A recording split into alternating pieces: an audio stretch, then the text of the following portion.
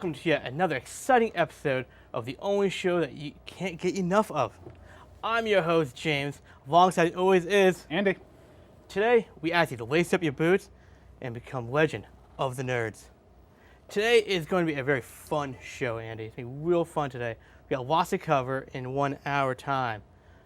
And plus, on top of that, we have a very cool top 5 today. Very cool top 5. Very cool. Normally, we do wrestling shows about pay-per-views, special events, a Raw, a SmackDown, NXT. We've done a couple times before too. Today, we're just going to have a fantastic conversation, one-on-one, about wrestling in general. Exactly. Your everyday wrestling questions any fan out there might have wondered. We're going to try to answer that today. That's right, man. It's going to be a lot of fun today. So, let's dive right in, huh? Let's go. Let's find out first. Andy, how long have you been watching professional wrestling for? I can remember the exact year, the exact month, and the exact pay-per-view, because it was something very special. It was Survivor Series, which is in November of 2001. And the reason I remember this is because it was back when you had the Alliance versus the Corporation, where you had like McMahon with his groupies, and you had Stephanie and Shane with theirs. And I remember the two big guys on each side. Vince had The Rock, Shane and Stephanie had Austin. And it was at the same time when WCW closed their doors, so they still had some WCW stars, and they started unifying the belts also. Is that the same time when Shane was with the Mean Street Posse? Probably. Probably. You remember the Mean Street Posse? If I saw him, I probably would. They'd come out to the ring in a dress shirt and a sweater vest and Dockers, and they just... Well, because I remember this pay-per-view because they had the two groups go at it, and basically whoever won would take control of WWE, and we all know it was Vince who won, obviously, so that was the end of the whole feud between Vince and his kids. So, it's a perfect place to end it, is that Survivor Series, because you got those traditional Survivor Series elimination matches. So, Survivor Series 2001 was the first time I started watching, and it stuck. Was it an instant hook for you? No, it wasn't. Did that that was kind of fun. How much watch something else? I will say, I saw the pay-per-view. I saw like a little bit of it, and it probably wasn't until close to WrestleMania in March, because at the time, you still had where you had to record things on VHS. You remember what a VHS was? Yeah, I remember that, yeah. So it's hard to watch Raw when you're still a young kid, when it's on at 9 o'clock at night, and you got to remember, oh wait, it's on this channel, and then you got to record it, because I still didn't know where Raw was. So I had to look for it, but remember... So going through the channel guide. Exactly. Trying to find what channel, but you got to remember, what time. Oh, that's right. I like wrestling. I got to remember to watch it and everything. So it wasn't really close till WrestleMania where I finally found the channel and would always try to record it. And that's if I had a free VHS. Got to tape over my mother's like guiding lights and stuff like that. It's funny because I remember doing that for TNA when I first discovered TNA. Yep. I remember scanning through channels, and it was like the last half of the show. It was an AJ Styles match. You know, I watched it like, that's awesome. Show ended like, no. And then I don't remember what day it was, what time it was, so rest of the week, I'm just trying to find the TNA, what channel it was on, what time it was on. Yeah. So I remember that struggle trying to find that. Exactly. But for pro wrestling all together, I must have been maybe 8 or 9 when I first got into it. Visiting my grandfather, because he's a huge wrestling fan too. I'm watching, it was some Hulk Hogan match. Yep. I don't remember who the opponent was. See, I know mine, before I really got hooked into it, I remember as a little kid watching it once on my father's side of the family. They're all farmers. So I remember going to my uncle's house after you do like farm chores and stuff like that, and they just had the TV on. And I can remember even my very first match that I could ever watch, but it really didn't hook me, but I enjoyed it. It was an old school ECW match, which is going further back. Yeah, that's even further back. And it was the Dudley Boys in a tables match. Of course. And back when the Dudleys were wearing like the purple and everything like that, and I couldn't get enough of that. But then, I mean, it skipped because you're young, you don't really remember sometimes. But then Survivor Series hit. Then after that, WrestleMania. And even that WrestleMania was a special one because that's when Triple H came back from his quad injury, won the title against Jericho. That's when you get hooked? Basically, I was a huge Triple H fan. I remember watching a match when he hurt his quad, I remember waiting for him to come back. Yeah, you know me, I'm a huge Triple H fan. Yeah, he came back at that in January at the Royal Rumble, won it, and was able to face Jericho at Mania. Do you remember what part of wrestling really got you hooked? Was it the wrestlers itself? Was it the fact that they're doing these amazing things in this ring? Or was it like the general show itself? It really was all of it, because you're getting the athleticism out of these stars, but it was also the promos. Okay. Because late 90s going into the early 2000s, where the Attitude Era starts to end, Of course. you got great promos out of these guys. And it was like literally watching, the only thing I can think of is a soap opera, kind of.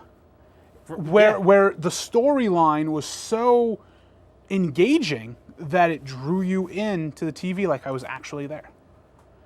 And back then, towards the end of the Attitude Era, you got these storylines that actually made sense. The feuds seemed to, like, in the back, people are best of friends and everything, but the feuds on camera just seem so, I don't want to use the term real, but I guess I have to, because people think, oh, it's fake and real, and it is staged, but it just felt like you're watching something great. Well, we're going to touch on this a little bit later on the show, but I'm going to say this now, and I'll probably say it again later on the show. People ask me, why do you watch wrestling? It's fake. I look at that and I'm like, the only thing fake in wrestling are the storylines. Mm-hmm. That's the only thing fake in wrestling. And we'll touch up more on this later on in the show. But for right now, for me, what got me hooked was the gimmicks. And what I mean by gimmick, for anybody who doesn't really know what I'm talking about, a gimmick is someone's persona, their character, what they're doing to put themselves out there in the ring itself. And for a good example was one of my favorite time wrestlers, Jake the Snake Roberts. Mm-hmm. His gimmick was the snake. So he would actually do his pinfalls by putting the snake on his opponent's chest, and the snake would get the 3 count. And I think that's why my favorite wrestler of all time, Stone Cold Steve Austin, I love the whole badass, beer-drinking, redneck kind of guy. Mm-hmm. And that's what he used his entire time. He really wasn't, even though he was the face of the company probably at the time, he really, to me, didn't seem like he wanted to act like the face. He just let me go balls to the wall kind of thing and just do my thing. You really entered wrestling at a weird time, because I was in it way before then. I was back watching in the WCW, during, ECW. Yeah. I was watching a lot of WCW back in the day, you know. I was watching before the Attitude Era even kicked off. Exactly. You know, and then I was watching it. The Attitude Era is what got me hooked, because they were just doing amazing stuff with it. They were playing with both shows off each other, and that's what I felt really fascinating, you know. Well, we mention this all the time when we watch wrestling at home and stuff. In the Attitude Era, you could do what you wanted, which made great TV, compared to now where we have to be PG rated, where you really can't do everything you want to do. Yeah. And it even gets to the matches where we had the stipulation matches that we all like to watch, which we'll get to in our top 5, with the certain weapons and stuff like that. But now you really don't see that anymore. No, you don't. You have a no disqualification match, and you really don't see anything. Well, here's an odd topic we can talk about here, totally off. Because wrestling has changed a lot, as we just said. Now it's more PG, and before it was more like PG-13. Yeah, PG-13, TV-14. And here's odd, right? The time that they played wrestling hasn't really changed. It's been in that 9 o'clock time slot for a very long time. Why, in your personal opinion, why do you think they changed it from PG-13 to PG, knowing that they didn't change the time of the show? So kids would technically still be in bed when Raw came on in there. I really think back when we were kids and stuff, it's weird to say this, but like parents back then, to me, I remember having certain bedtimes and stuff like that, and you weren't really up back then when you were a young kid. Right. And we see it today where there's kids out on the streets till 9, 10 o'clock at night, and I'm like, really? When I was that age, I was in bed by then. Yeah. So I feel like times are changing where kids are staying up later or staying out later compared to 10, 20 years ago when we were kids and stuff growing up, where there was more stuff that was strict, I guess. Of course. And I see it a lot today too. It's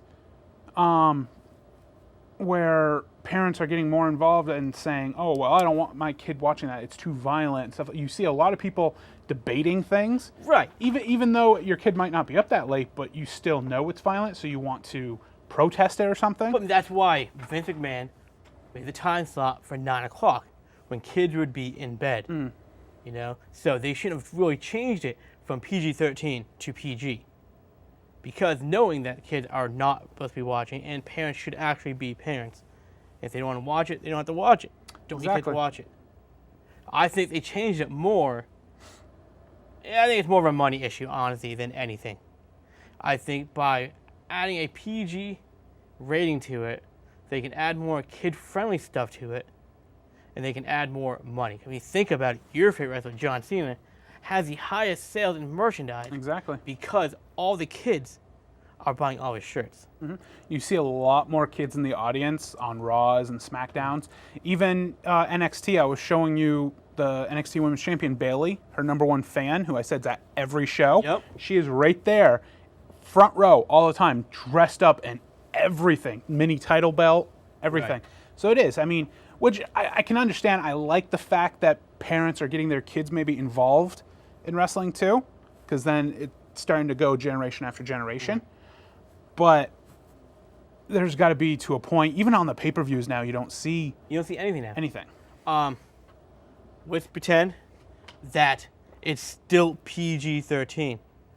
Do you think it'd be a different show now? Oh, definitely. How so? I don't mind the fact that we don't see many weapons or stipulation matches because it's called wrestling. I want to see good athleticism and wrestling also. But what I miss, what drew me in a lot back when I first watched, like I said earlier, was the promo. And you could say what you wanted, you could do what you wanted. Now you can't. Well, speaking of promos, I mean, SmackDown, I've watched a few episodes. I don't watch it because it is, seriously, 70% promos, 30% wrestling. And that's what kind of bothers me a little bit. I want to hear the storyline progress, but a good wrestler can tell the storyline in the ring. And that's what bothers me, is that it's too much of the talking. And they do that because I think they need to fill time up because they don't want all these matches on there. I personally think that. You know? I mean, Raw can be so much better if they just kept it as a PG-13. Which there are times like where I think they kind of push the PG-13 a little bit. Like we'll see sometimes when Rock comes back, for instance, and he'll cut an amazing promo that he did back 10, 15 years ago. So I think they let it slide sometimes because we see a couple times like Cena, for instance, where he'll get really ticked off in a promo and he'll just let it all out. Kind of going back to his chain gang promos. So we see it sometimes, but we just don't see it enough. Yeah, I think we need to go back to the PG stuff, the PG-13 stuff, excuse me. And I mean, we can sit here all day and discuss even with the fans out there why we think it changed from this to this, but no one has the answers unless you're Vince. My issue is that, they tried. Saturday morning, they had that kids wrestling show. Fantastic. If they want to keep wrestling for kids, have one separate show aired on the mornings where they can have a PG show where the kids are up. But at nighttime, let's take the gloves off a little bit. Let's have an entertaining show like we had back in the 90s. And this is where I've mentioned in prior shows too, this is why I kind of see if Raw or SmackDown ever went to the WWE Network, where they could then go ahead, because it's their own streaming company, they can go ahead and go back to PG-13 if they wanted. Because it's not on TV, you're not limited to your limitations. Right. How this stipulation? Let's just say WCW is still a company today, still going on. Do you think they would have changed their format from PG-13 to almost R? They were almost R, to PG. Well, a lot of that was Bischoff. That was the thing. If Bischoff's still running the company, maybe, because Bischoff didn't care. No. When Bischoff then got hired by Vince, obviously he has to run the show how Vince wants the show run. Yep. But really, if you look back in the 90s when WCW was running, Bischoff had his way with everything. Even the board and stuff like that of the TV stations. He told them, look, this is what I'm doing. You don't like it, I don't care. Right. So, and it made great television, but the problem is with that is he kept doing the same thing over and over and over and over. And it just gets boring after that. Yeah, I think you have to change things up. I think he kind of killed it with the NWO. Exactly. Because the group just got so big that it was like 80% NWO and 20% non. And then you had all the little crossover factions that were the same thing. Yeah. But I think they would have stuck with the PG-13, rating if they were still around today, honestly. I mean, if you look at the ratings from Attitude Era to, let's call it Babyface Era, that it is today, I guarantee the ratings are at least double back in the Attitude Era compared to now. Well, what do you think the rating is over at TNA? Do you think they're running a PG-13 show, or do you think they're running a PG show? I think they're running PG-13 now. Yeah? I really do.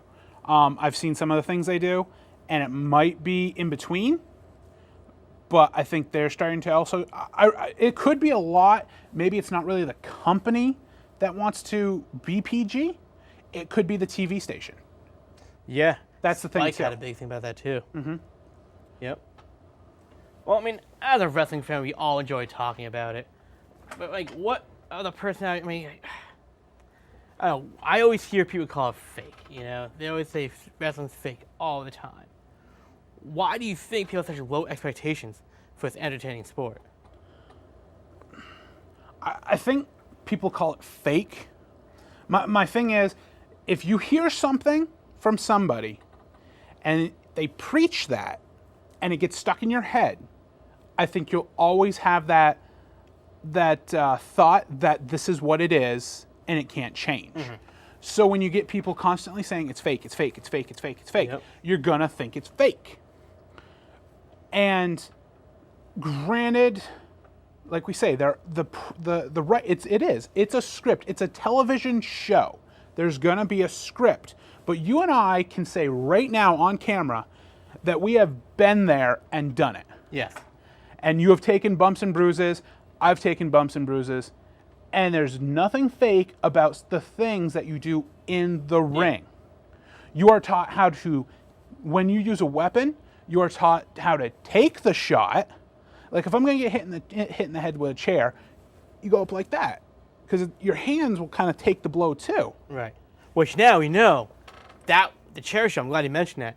That chair shot, the head shot, was legal back in the day. Now, you can't do it. Exactly. That's why you never see a chair shot in the head anymore. But to people who say it's fake, it's fake, it's fake, I just want to say, okay, if it's fake, prove me wrong. Go to the top rope, do what Neville does. A corkscrew moonsault. And land. And tell me how go up there and tell me how it was fake. Well, no, he does a face bump, right? Yeah, because he comes straight down. Yep. But he does the spin in the air, the corkscrew, and then a backflip. Well, here's a good one. Jeff Hardy's Swanton Bomb. Off the top rope, landing right in your back. Yeah, it's literally just a somersault off the top rope. Yeah. And we've seen, you train how to do it. Before you go and just start jumping off, you obviously do it on a pad. You really only train, because, I mean, I used to be a wrestler. I used to do this all the time. You're not trained to take the move. You're trained how to take the bump. Take the bump, exactly. That's what's called. It's taking the bump. That's what you want to do. I mean, you have to learn how to take it. There's several ways of taking this bump. There's several ways of taking a bump for any kind of move. Because you have to protect yourself first. Exactly. Because this is a sport no matter how you look at it. You're still sweating out there. You're still bruising out there. You're getting hurt out there. Obviously, with the promotional one, Saw. Yep. What happened 2 shows ago? We had one of the guys on the show break his back. Yeah, he broke his neck. Yep. I mean, it happens. And here's the thing about wrestling, what differs it, what makes it better than, say, NFL. When an NFL player gets injured, what happens? Middle of game, he gets carried off, they put a new guy in. If a wrestler is in a match and he sprains his ankle, they don't stop that match and carry him off. Stone Cold broke his neck in the middle of a match. Continues the match until that is finished. That's what makes them tougher and better than any other athlete now, because they have to go through the pain until the show's over. Exactly. I mean, it is emotional when someone says it's fake, it's fake, it's fake. It is. But I can understand their thought process also. You're not a fan, so obviously you're not going to have the same thought process that I do. You haven't been there like we have, so you think it's fake also. So it's one of those companies and sports entertainment area that it's going to be split down the middle. You're going to have this side saying no, this side saying yes. It's always going to be that way.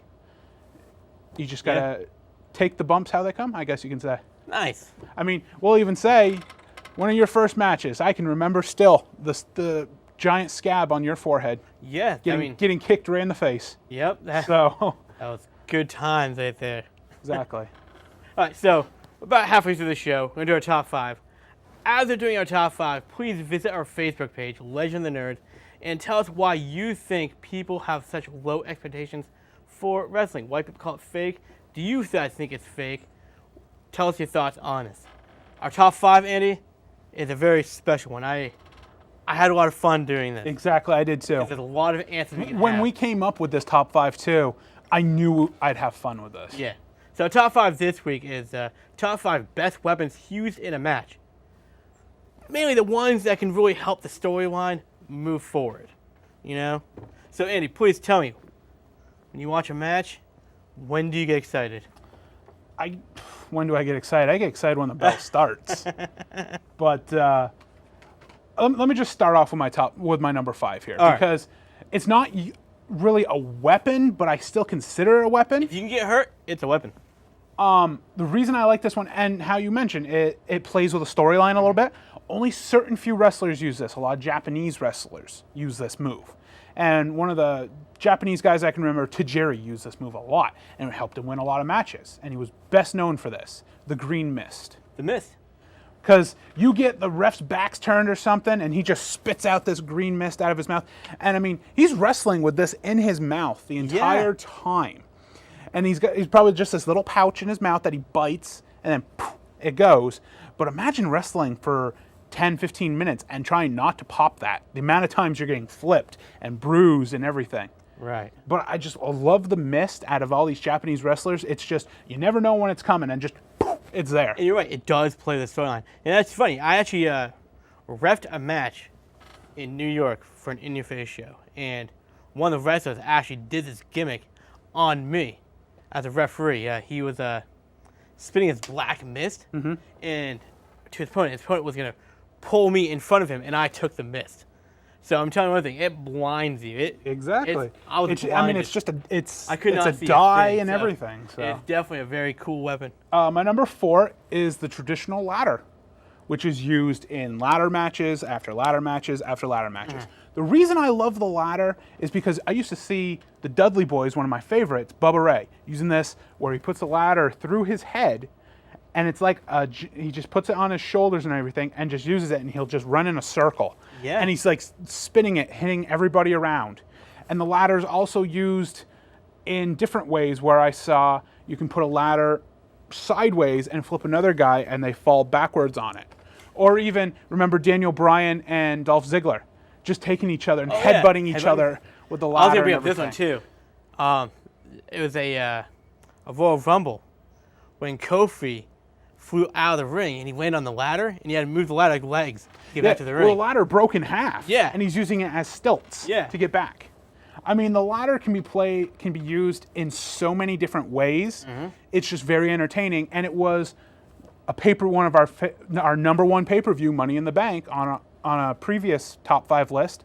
I mean, the ladder is played in a Money in the Bank so well. Ladder can be used any different way. Yep. My number 4 is the Dudley Boys. My number 3, is the Dudley Boys' favorite weapon, and that is the table. The table is the same way as the ladder. You can use the table in many different ways to throw your opponents through, or step out of the way and they fall through a table. Or one of my favorites, if you can remember, I think it was like a triple threat tag team match between like Edge and Christian, the Hardys, and the Dudleys. where Edge and Christian stacked like 3 tables straight up on top of each other. Oh, yeah. And had to stand on top of these to grab the belts because the ladders were broken. And, I mean, it's just ingenious how you use that. Or I've seen where the tables were all stacked up. Somebody went through those tables, didn't they? Wasn't it Christian? No, I think Bubba or something went through. All 3 of them. Yeah, they were like on the outside too. They had a bunch Yeah. of tables. And he fell off a ladder and just I want went to say it was crashing 3 through. tables. But I think Jeff Hardy was involved in this too. And it was on a like 20-foot ladder. Yeah, he did swanton off those on top of Bubba, on top of some tables. Like when they threw all 3 tables. It's crazy. I remember when Edge and Christian were on top of those too, they said in an interview, Christian was sitting on top and he's told Edge, I can't stand up because the tables are so wobbly. Yeah. You have to grab both the titles. And it's just nuts that you can see these tables wobbling and they can fall anytime. Yeah, it's weird that you mentioned the tables because it really is more to it. I met one time with who was it? I want to say it was Bob Holly. Where he sliced his back. He sliced his back just from a table. Yeah, it's because the metal frame around the table, and that gash was like the length of his back, and it was deep. Yeah.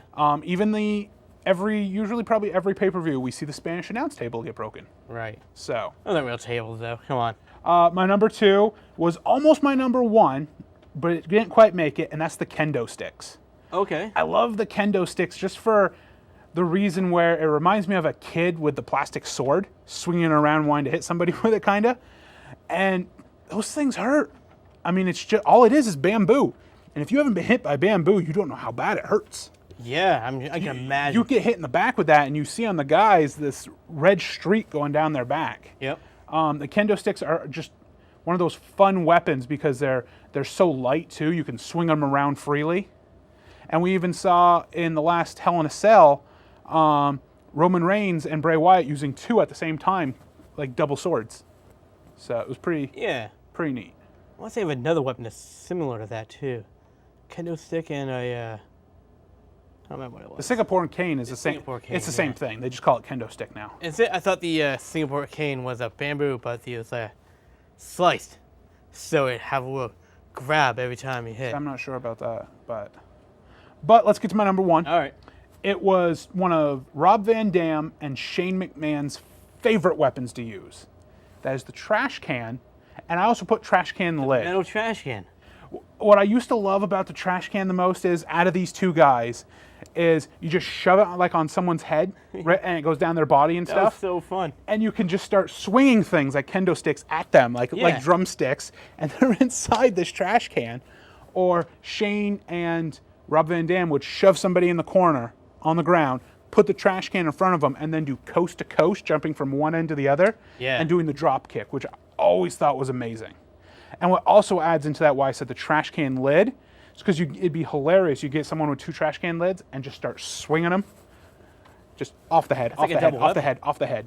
So what really got me for that being my number 1 was Shane and Rob Van Dam doing the coast to coast. It was one of my favorite moves. Of course. Using a weapon. So. I'm trying to think. Tommy Dreamer did that a lot too. Yeah. And you actually walk out with the trash can full of weapons.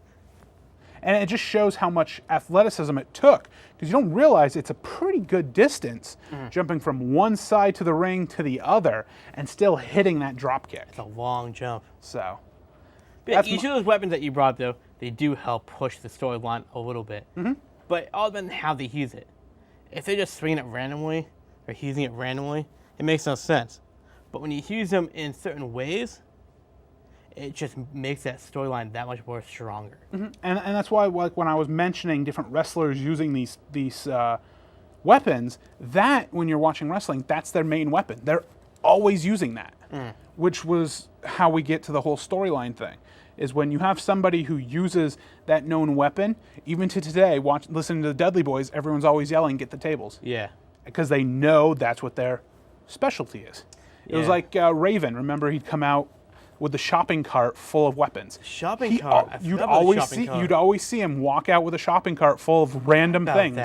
You'd have like stop signs, cookie sheets, everything. Yeah. So. But you don't really see those too many matches anymore. No, they had. I remember just this past week for Halloween, a Halloween street fight between Ziggler and Miz. So you had pumpkins and stuff like that. Like Oh, no. Ziggler threw a pumpkin on top of Miz's head. And Of course. And super kicked the pumpkin right with his head. That is I mean, that was pretty funny. But, fantastic. so All right, ready for my top 5? let's get to it. All right. Keep in mind, just because you can't hold it doesn't mean it's not a weapon. You can use it. It hurts you. It's a weapon. Exactly. My number 5 is the entrance ramp. It is metal. It is cold. There is no give. Especially when you take like a back body drop onto When it. you get suplexed down the ramp, that's a big fall too. And you're landing right on your back. Yep. That hurts. I've seen guys do DDPs on the entrance ramp, you know? So there's number 5 because it's not a huge amount of weapon, but it's always there. It always hurts. Number 4, the brass knucks hidden in the trunks. William Regal. William Regal, that's exactly where I was going with this. He always had them stashed right in the front of his trunks. Anytime you wanted to use them. And it got to the point where the ref would have to check him before matches, and he'd hide him somewhere else, like Yeah. in his knee pads or his boots or something. Exactly. They're so small, and they help that storyline for him personally. They help the storyline big time for him. I always thought it was funny. He hits the guy, and then he's like rushing to shove him back in his trunks. So one time he missed.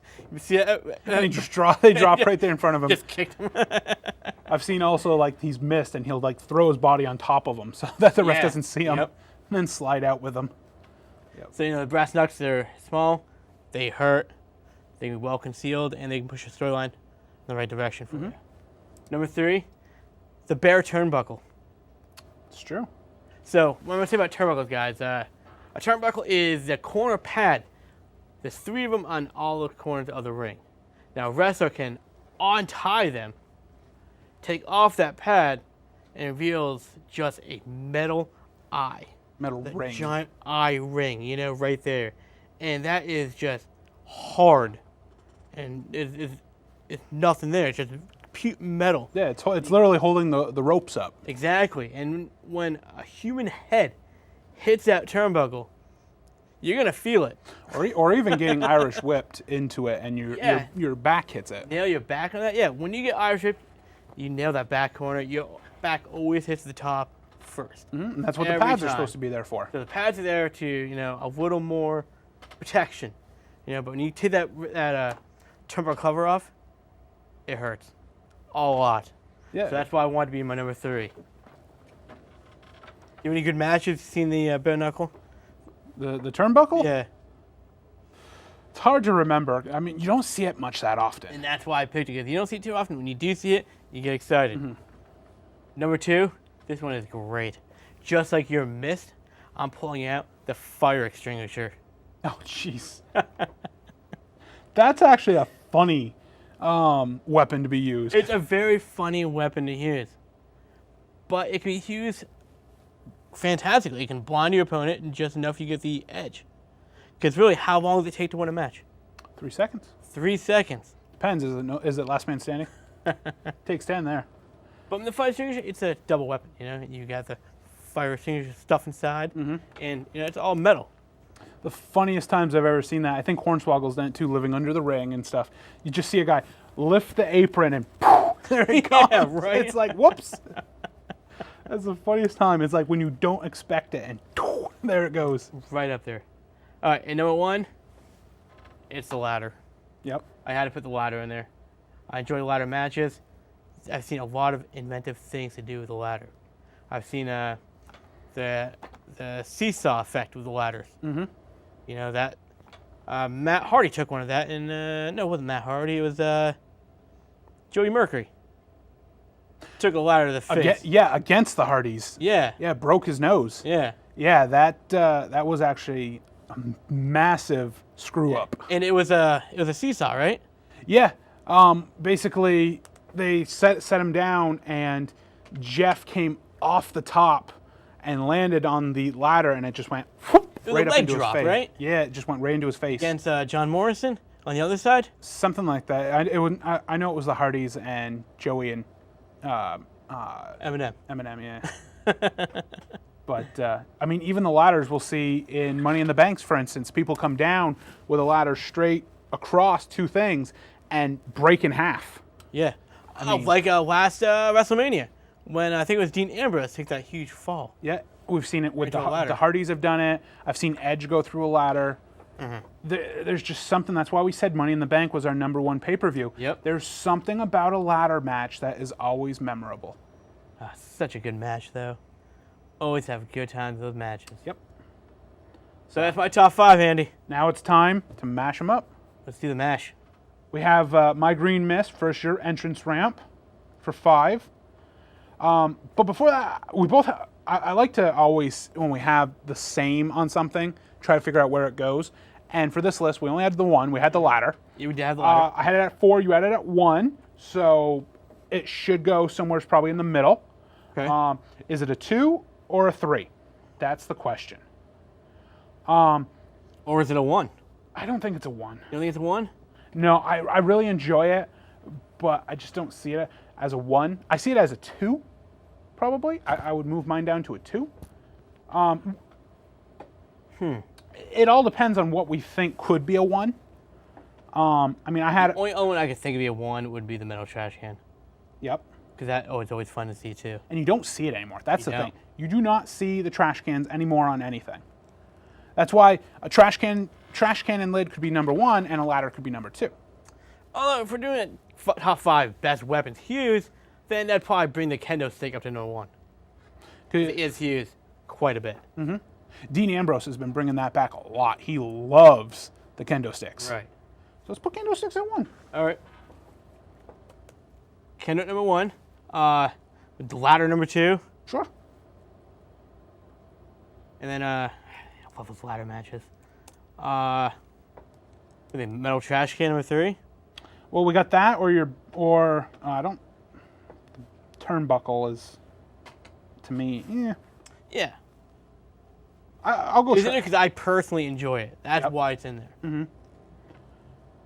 Because I like your brass knuckles too. I want to keep that in the top 5. You like the brass knuckles? I like that. So here's what we should do, right?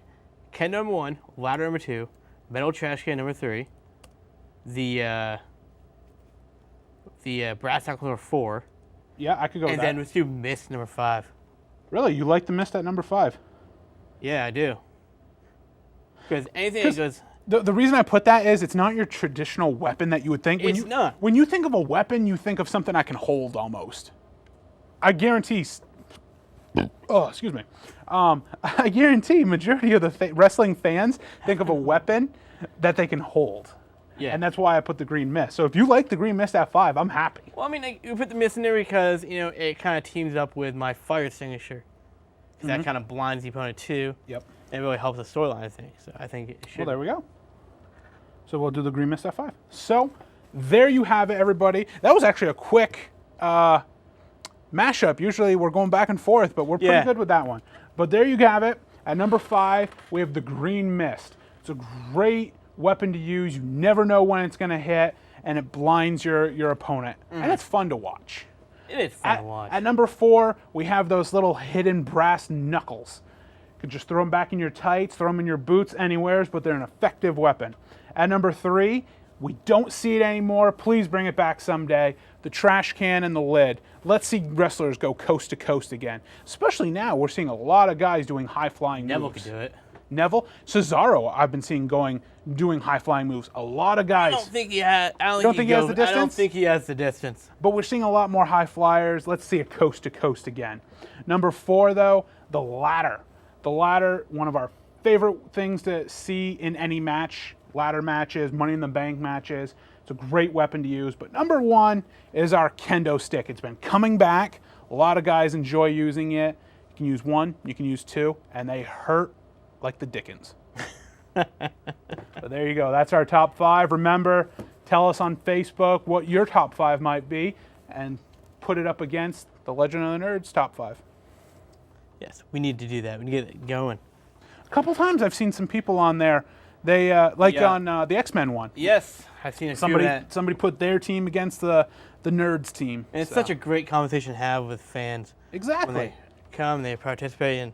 Because there's a million different top 5s. We could have gone a bunch of different ways. I mean, there's hundreds of different weapons we've seen in not just WWE, but TNA, Ring of Honor, New Japan Wrestling. All those companies, they use different things. Yeah, I'm surprised that one of us didn't do the briefcase. I actually had it on a giant list. I was going through a bunch, and I love the briefcase because when people use it, you don't get a new briefcase after. So you constantly are seeing these dents in the briefcase. So, I mean, it's a great tool. Or maybe even the wiring underneath the ring. People use that a lot too. I've even seen guys use the wires from the cameramen. Yeah. I mean, they're just lying there. Yeah. Or even the barricade. We've seen guys go through barricades all the time. Big Show loves going through them. Exactly. Well, after all this talk about weapons, let's get a closer look at the actual safety of the wrestlers and of the show itself. Right? Yeah. So, Andy, when you have been to a live action show besides Slam All-Star Wrestling? I've never been to a live, like, big name WWE. I've only been to our local independents. But you've seen enough wrestling where you can get the big picture of the arena itself. Exactly. Even watching on TV, you can see some of the safety measures that these companies have to take. Because you don't need an instance like Brock Lesnar ripping off the car door and throwing it into the audience. Yeah, that was bad, right? That's bad safety. What's one of the biggest safety things they do for the show that you like? When I say they do, I would just be generalized with the WWE. Well, so when you see the arena, you're like, I'm glad they put that safety measure up. My favorite is, I just mentioned it, is the barricade. The guardrails. With WWE, you don't have the traditional metal guardrails where it's like the long metal spokes going through. It's just a wall, and it's barricaded inside the wall. So you can't really get cut on the wall because it's all padded around. The sharp stuff's inside. What I like about it is the wall, to me, is more sturdy. When a guy falls into a wall, you only see it move not even a fraction of an inch. When you just had the regular metal barricades, the spokes and everything, you hit that and it goes right into the audience who's sitting right in the front row, right into their lap. I feel like it's more dangerous, and you can do, whether you're an audience member or a wrestler, more damage to each other, vice versa. Right. What if I would tell you that those metal barricades they use those at every single house show, and those padded ones we only see, is just for TV? I would not believe you. You would think you have these regular barricades, you'd think they'd use them all the time. All the time, right? No, house shows, WWE house shows, they use the regular metal barricades. I probably would say the reason is they probably don't do as much during the house shows that they do on the main branded shows. So they probably don't run into them as much. Or I think, house shows, they do a lot. I have been to a few house shows, WWE house shows, and they were phenomenal. And they do a lot. It's just the house shows don't really affect the main storyline of, each pay-per-view or the Raw and SmackDown stuff. So they don't really do that. I mean, the thing about SmackDown is actually a house show, but they just air it on TV. Yep. Because it's not live. There are a few instances where the house show has to turn into part of the main show. I've seen a title change hand. And sometimes they don't take place because you have these wrestlers who've never been defeated, right? But I went to a house show and I saw them defeated. Exactly. I've even read it where it's happened. It's like, yeah. Sometimes, though, the house shows can be fun, I guess. Or I guess not really a word, funner, but it's the only word I can think of. It is fun. For instance, I saw Rock came back for a house show, and Bo Dallas was doing a promo, and Rock just came out and interrupted him. Right. Did the rock bottom, walked out. Nobody saw that coming. Not even Bo Dallas. Now, why do you think? I mean, you obviously don't believe me, but I'm telling you, they only use the metal barricades there. Do you think it's because it's financially cheaper just to bring out the cheap guardrails for the house shows? I really don't have an answer for that. Like I said before, the only one who can really answer that is probably Vince. Right. In my mind, and from what I've watched from documentaries, Well, this is an opinionated show, and I want your opinion. It seems like what I've seen from documentaries and stuff like that, when you have like behind the scenes of how they do build the ramp and the stage and all that stuff, is everything is all the same, and it goes right into a giant truck and city to city. Yeah. I mean, for the SmackDowns, they were even saying they had one whole truck. Remember the giant metal fist that would come out above the Jumbotron? They used to have just one truck for that. Just for the fist? Just for the fist. That's crazy. Because it was so big. Now, a little off topic, because you had to bring the fist. Had to bring the fist up. Back in the day with pay-per-views, what I really enjoyed with the pay-per-views is that the entrance area was different every single time. And now, it just looks like every single Monday Night Raw. Do you think they changed it for money? Do you think they changed it for safety? I always say I think it's money. Think it's always money? It's getting to the point where today it's always about money, I think. It could be safety too. I'm not positive. But I do. A lot of weird stuff coming out. I remember like a TLC, for instance. They had hanging from the rafters tables and ladders and chairs just hanging there. Right. And Cena came down once and just ripped the chairs right down, and you just saw them all come falling right down. Oh, I remember that. So, I mean... Now, was that planned for the show, or was that like... I think it was, but still... That kind of maybe it's hard to say. Maybe you can't do this kind of stuff. I mean, even like one of your favorite things is wrestlers used to come out with different props. Like Triple H on WrestleMania is all dressed up as the King of Kings and everything. Yep. And one of my favorites was Cena at Ford Field in Detroit. He came in a Ford Mustang through the arena, and they have the dash camera on there, and he's just hauling through the hallways with the car, which was awesome. And he just comes driving out through a plate of glass. Okay. Right to his music.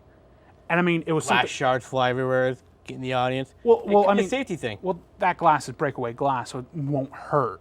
But I do think it's a money thing, because what I've heard is a lot of pyro and stuff like that. If a wrestler wants pyro, that comes out of their own pocket. Yeah. So I've heard that too. It's always to me about the mighty dollar. The mighty dollar. So it could be that. I think you brought this earlier with Brock Lesnar, where he was at the entrance area, he ripped a car door off, and he threw it. I mean, he didn't think it was going to hit the audience, because it had to go a big distance. A good distance. But one bad angle on that throw, and it did. It hit a kid. Yeah. So I think maybe like 60% money, 40% safety. Yep. For not just the audience, but for the wrestlers too. Because we got to keep the boys in the back safe too. Mm-hmm. Anything that goes on. And I mean, when you brought up in the beginning what I like about safety is one of the biggest things I see a lot of times is at least the companies are ready in case anything does happen with security. Because you get all the time, you'll see that one random fan who wants to jump the barricade or something and do something stupid, and you just see security swarm them. Now, we've seen this a couple times recently with Dean Ambrose. Well, I believe some fan jumped out of the audience twice in a row, going like, not after Dean Ambrose, but kind of mimicking him right behind him, you know? Yeah, well, that Seth Rollins, on a Raw, he came walking down the entrance ramp, and someone jumped up out of the barricade and was walking next to him, imitating him walking down to the ring. Oh, wow. And Seth's even looking behind him like, what are you doing? And it's kind of like pushing off him because the guy's like groping him. Yeah. So, but security was right there. And even in the audience, when the camera's going through the audience and stuff, you see a lot of security. When wrestlers go into the audience, security is always there. Which brings to Roman Reigns' entrance. He walks down from up top through the audience. He's got, 2 or 3 security guards kind of surrounding him to make sure. Yeah, I mean, they're not like right on top of him, but just in case something happens, they're right there. Yep. Which I like. Getting onto the point where Roman Reigns and his entrance, I do like that, because it's kind of given to the fans. Here, you guys can touch me or whatever like that. I high five you. But you do have to always consider the security aspect. Yes, you do. So, you absolutely do. I mean, you want to give back to the fans, but in some aspect where it's also safe for you and safe for them. Now, if fans jump in the security ramp, do you think the ramp should be, or the guardrails, think they should be higher or pushed back? I think it's perfectly fine the way it is. You see a lot, like I say, you see a lot of security guards right there at the ramp. And I think they do a decent job at it. You don't see it happen that often, because you do it, you get kicked out. Well, I've just heard this rumor about to be actually enforcing their laws a little more, to where if you're a fan, you jump the security guard, you get prosecuted to the fullest extent of the law, right there. And the thing is, I think they're getting that too with in other sports. For instance, in baseball, a lot of baseball companies have plaques now on the seats and on the barricades from the field that also say, if you do this, you will get thrown out, you will be prosecuted. Or now, because a lot of baseball bats literally have been going into the fans and hurting people, they had to put a notice up, if anything comes at you, we're not liable. Of course. It's on the tickets, everything. Because it's true, you're going to a live event, and if something gets thrown at you, they're not liable. It's a way to save their butt. Of course. So, but there's always security ways and measures for it not to happen. So I think the barricades, how tall they are, is perfectly fine. It's like that in all the other sports. So usually it does. Like I say, it doesn't happen much. It's usually that one idiot that wants to do something stupid. Exactly. Yeah. Quickly, we're running out of time here. I want to touch up on one last thing about the safetiness of the wrestlers and the fans, the ring itself. Knowing now what the ring is made of, before did you have a expectation of what the ring was made of before, or did you kind of have the idea of what? I always thought it was in grammar school when you do gymnastics, those pads that we have. I always thought it was that, and then probably a piece of plywood underneath. That's what gave it its bounce. Obviously, we know personally what it is. Right. But that was my thought always, was it was that pad and then some plywood. Did you hear any crazy rumors from other people talking about it? No, not until before we started taping what you told me your crazy rumor was, but go ahead. Well, no. Here's what I've heard a while ago. I've heard somebody tell me that there is a giant spring in the middle of the ring on the floor that connects the floor to the ring. Someone actually told me that. You get a lot of height with the spring. I know, right? So dumb. It's so. The thing, there's not that much give to the apron. That's the thing. No. I mean, I remember practicing just dropping backwards, and as a big guy, I got a lot of weight coming down. Yeah. And there's not a lot of give. No. So the ring is pretty much made of a metal frame. It's got metal bars, and then pieces of plywood. The mat is, I don't know, maybe like not even half an inch, maybe. I think it's just half an inch. Just make sure you don't get slivers. It's kind of, if you take those gymnastic mats that we had back when we were little kids, and you cut it in half. Yeah, that's the only cushion on that ring itself. So, like you said earlier, you learn to take the bump. Yes. You have to. When it comes to this kind of stuff, you have to. And they're not going to put like, okay, you want to win a wrestle? All right, get in the ring and let's body slam you. No, it takes years. And your body eventually learns to take the tolerance of the pain or the bump itself. It's going to, I will say right now on camera, it's going to hurt the first couple of times. Oh, it's going to hurt. Because you're not used to it. So. I remember I was told when I first started to tuck your neck. Oh, yes. Otherwise, you're just going to get a huge whiplash. And it's just. I did too. Yeah. I fell the wrong way and it went up my spine, right up to my neck.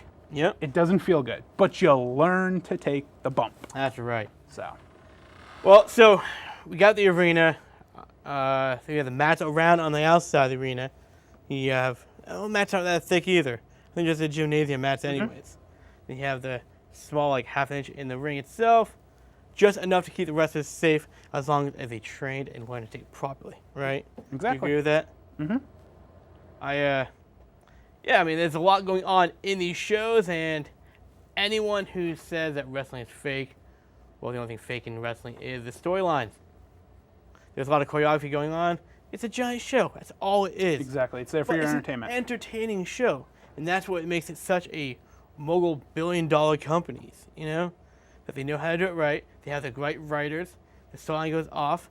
As long as the wrestlers stay safe, those storylines will go off every time. Exactly. So, well, there we have it. That was a good conversation. That was great. That was a fun show. Something different than just who won or what our predictions are. Exactly. So, but with that, it's the end of the show. Like I say all the time, it's the one part of the show I hate the most. We have to say goodbye to you, our great fans. But remember, you can always see us whenever you want. Just visit our Facebook page at Legends of the Nerds. Comment on our top 5. Tell us your top 5. Don't forget, visit us at our YouTube page, also at Legend of the Nerds, and watch every single episode that we've taped today. We're on episode number 17. We really? I was going to ask you about that. Episode number 17. So you could actually go home and have a marathon. Exactly. Of us. Don't forget, watch our Comic-Con episode. One of my favorite episodes. Well, that was a good episode, wasn't it? Off Studio. It was a great episode. So visit us there. Don't forget, we're also on Twitter too. Ask us your questions and maybe we'll answer them on the show. But remember, everybody, have a great night and stay nerdy.